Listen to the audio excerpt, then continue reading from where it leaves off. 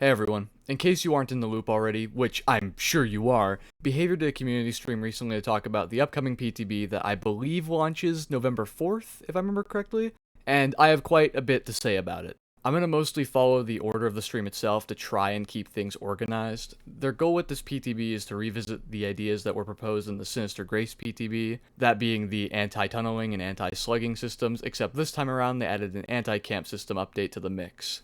Now, why are they revisiting this in the first place? Because their data from their player satisfaction and uninstall surveys show that a majority of players quit due to tunneling, slugging, and face camping. Granted, that's partially because these surveys have nothing for the killer side, but like behavior, we're gonna ignore that for now. I think it's of course fair for them to want to deal with this. People want to come home from work and play a game with their favorite horror icons with a friend or loved one without getting curb stomped by a P100 comp blight. But these changes, while better than the last PTB, still have a lot of problems. I'm probably not going to cover every single thing changed, more so just what I like and what I have issues with. I'm a bit neutral on some of these, as I'd want to see how they fare in the PTB itself, so I might only briefly cover those, if at all. So just like the stream does, let's start with the anti-camp changes. To start with, they made it so all survivors can see the anti-camp meter. Insert the good survivors will abuse this comment. Since Swift's already pressured hooks to force anti-camp by jumping between the range limiter to sort of edge the system, that sounds very wrong. Now any good survivors can do it, just with less efficiency due to the lack of comms. That's more of a fault of that aspect of the system though. I think having this bar is still an overall good change for the sake of solo queue. They also made it so the longer you're in the area, the faster the meter goes, while slowing down the base speed. I'd want to see the speed itself before I make any comments on it. I'm just hoping it's time spent before leaving rather than the total time you spent in the area. But where this does become a problem, regardless of that detail, is with another adjustment they made. They made the anti-camp range up to 20 meters. Now you may be thinking, well Star, didn't you imply in your last video that a failure of the anti-camp system is that it doesn't do anything to proxy camping? Why yes, I did. But do you understand how large 20 meters is? On an open map such as something like Mother's Dwelling, you can maybe get away with this if your killer has working legs, but this does not account for any of the indoor maps or low mobility killers. Could you imagine trying to hold the main gens in RPD, and this stupid fuck on hook all the way over there is benefiting from it? It is very easy to almost always be within 20 meters on RPD, Midwich, or hell, even Larry's due to how you want to stick to one side of that map. Good luck holding fucking anything as a killer with low mobility. A damn good change, however, is it added a grace period to all hooks for the meter to pause. That way if you hook someone in basement next to someone who already is hooked down there, the other guy doesn't just leap off and save. This happened to me once when I was playing Hag on Toba Landing. It ended horribly for them, but it was still really silly. Before we move on to tunneling, I also want to comment on how their stats show that most of the time the anti-camp goes off, it's in low MMR. So I have this really funny image in my head that goes off a lot because new killers don't even know the mechanic exists, because behavior doesn't do anything with their tutorials. Anyway, on to the tunneling changes. Interestingly enough, only 40% of matches have any tunneling. I really expected it to be higher. It pleases me to see them state how they want to maintain player agency and realize the old system was way too intrusive, although I doubt they'll actually stay true to that with future changes. Now when you see this comment right here, who do you think they're referring to? Is it A, the survivors, B, the survivors, C, the survivors, or D, Larry? Now take your time and really think about your answer. Trick question. It's the killers. They said that killers felt like the hook rewards held their hand too much. And then to build on that, a lot of players felt that the solution in the previous PTB held their hand too much. So it was, you got a unique hook, so now you get like a gen kick bonus, or you got the aura reveal. There are so many things wrong with that statement. First of all, survivors can have 1 billion base kit effects and were unkillable in that PTB without insane consequences for the killer, but they weren't pointed out as the ones being handheld? Secondly, if any of us said we felt handheld as killers, we probably meant it in the way you phrased right after with the cookie cutter experience. We don't want to be pulled around on a leash by the entity. But it doesn't mean just throw all the rewards out the fucking window. Now, I don't think either role should be handheld, but pointing out the killer for having a little bit of potential handholding while the survivor had like 10 times the amount of handholding is insane to me. The reward for not tunneling, along with the changes to the survivor end of things, are really bad. They brought back Elusive, which will match the duration of the Endurance and Haste, which we'll get to, but they also surprisingly kept the part where you see the killer's aura within 32 meters. Just now, it only lasts 10 seconds. I think that's all lovely. They also ended up scrapping the no collision idea altogether, which I think you should have just adjusted it, but I'll talk more on that soon. Now, returning to my mention of duration for Elusive matching Endurance and Haste, the base kit borrowed time is now 30 seconds long.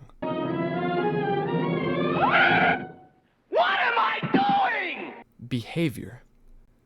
Be so fucking for real.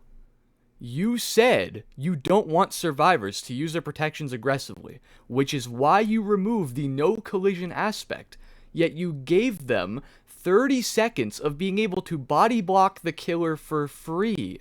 This means that now they can sit there and block you even longer, and instead of just waiting until their endurance is about to run out to punish them for it, they now have all the time in the fucking world to block you from the survivor, but also to make it to safety. If you hit them, they get distance. If you don't hit them, they run to safety due to the long endurance time, especially with the absurd amount of pallets they currently have. Break it, thank you.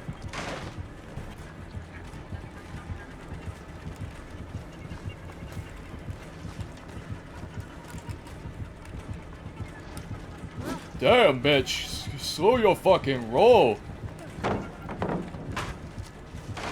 Ah, yes. Another filler. Quality of life update. Quality of life And if you run to update. the left, you'll probably find another pallet. Somewhere, surely. No, use dead zone. Quality of life, no work.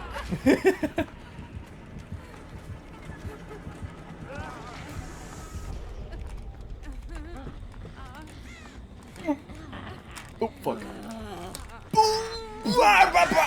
Yeah, bitch! Behavior. Are we just bashing our heads against the fucking wall? You could have just made it so the survivor that had no collision couldn't be hit or fuck with aim assist, and then made it so if they're around and their survivor that's being chased too long, they lose their protection. Or made it so the no collision part only lasted a short time. Or made it so the survivor can't interact with pallets or use flashlights to prevent abusing that invincibility for saves. Or hell, just left the system alone entirely since base kit BT is fine besides some odd interactions with certain killers. Since the reason most people tunnel isn't because they want to tunnel, but because the alternative fucking sucks. So what does the killer get as a reward for not tunneling? Bloodlust 1 for 15 seconds that ends when you get in chase, some extra blood points, and the good girl bar. Now, when I first heard this, I thought it was Bloodlust 3, and I was like, oh sweet, something Blight can't use, and Ghostface finally has legs. Then it hit me.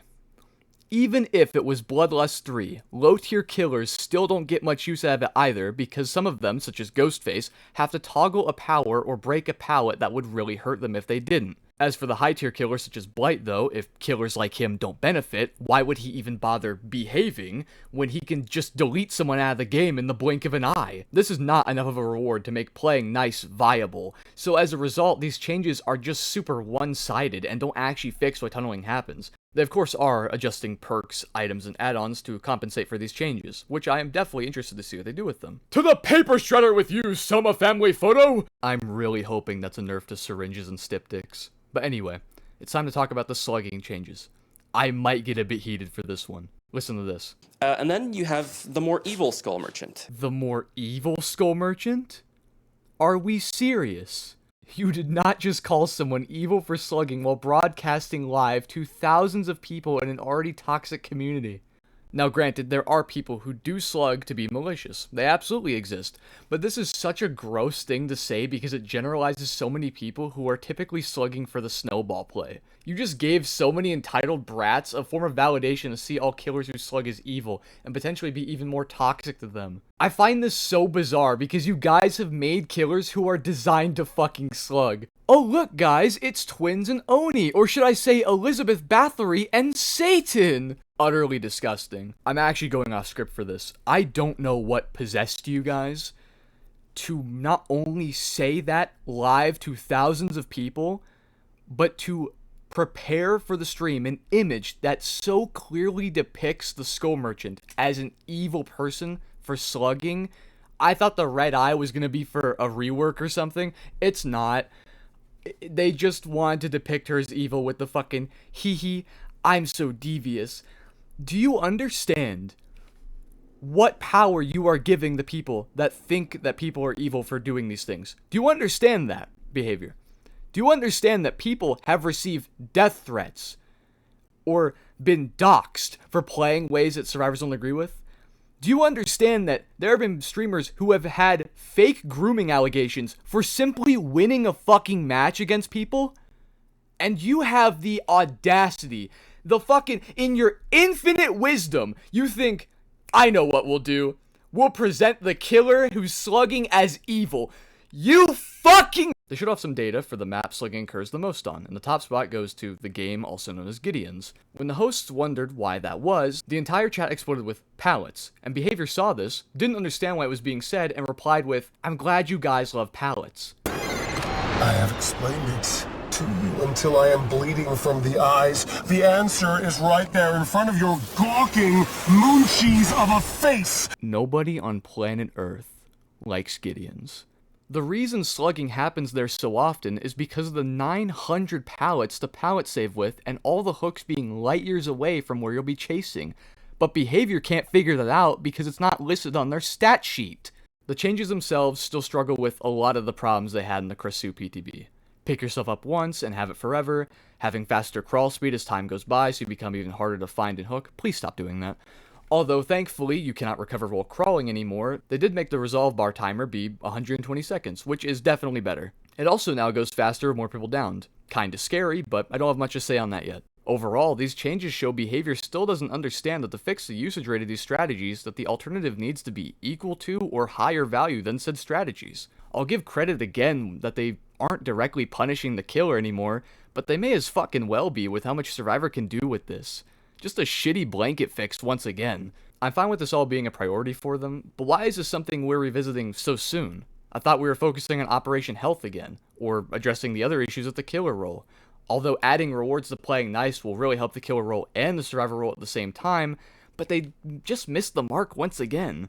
Could have focused on more of the small things that added up first, and then came back to this when you guys actually understood what makes killers tunnel in the first place, and had a better fix in mind. Granted, this whole thing probably wouldn't have changed much at all knowing Behavior, since they just spend time staring at numbers rather than nuance.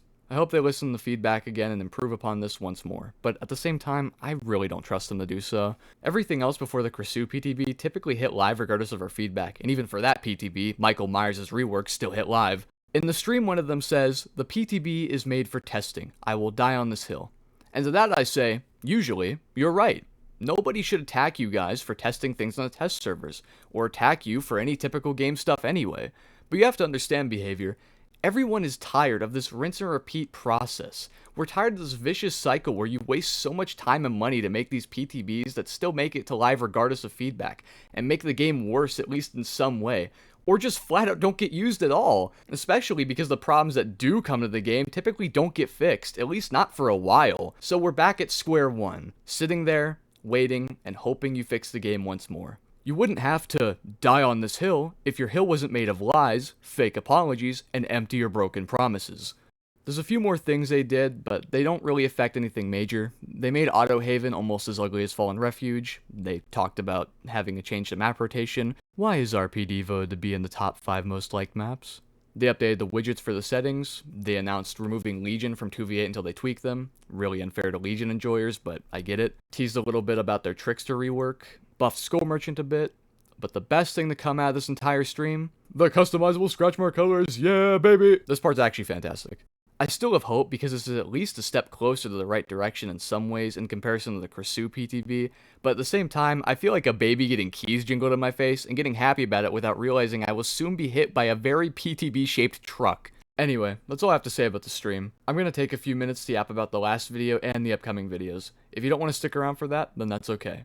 Thank you for watching, and I hope to see you in the next one. As for those of you who want to hear this, I want to start off by saying thank you all so much for all your support for the Gradual Decay of Killer video. It was so lovely getting to read and reply to all of your comments. I had a lot of wonderful discussions with so many of you, whether sharing similar views, or even completely different ones. You were all so respectful to each other and to me, and were such a delight to talk to, and I admire all of you for that. Your praises about my video and interest in my channel mean a lot to me, so I hope I can continue to make videos you enjoy. I gained 284 subscribers in less than a month. No pressure. With that being said, we'll be back to your regularly scheduled program very soon. I'll be uploading a Silly by Daylight and a killer montage after that. Keep in mind though that the Silly by Daylight video is going to be a lot of old clips from my PlayStation due to me wanting to sort of archive moments with my friends that I cherish. Not like it matters anyway. Funny moments are funny moments, just to keep you entertained until the next video. The killer montage, however, will be higher quality and newer. Do still feel free to tell me in the comments what topics you want to see me yap about next though. I'm more than happy to alternate between videos. That's all I wanted to say.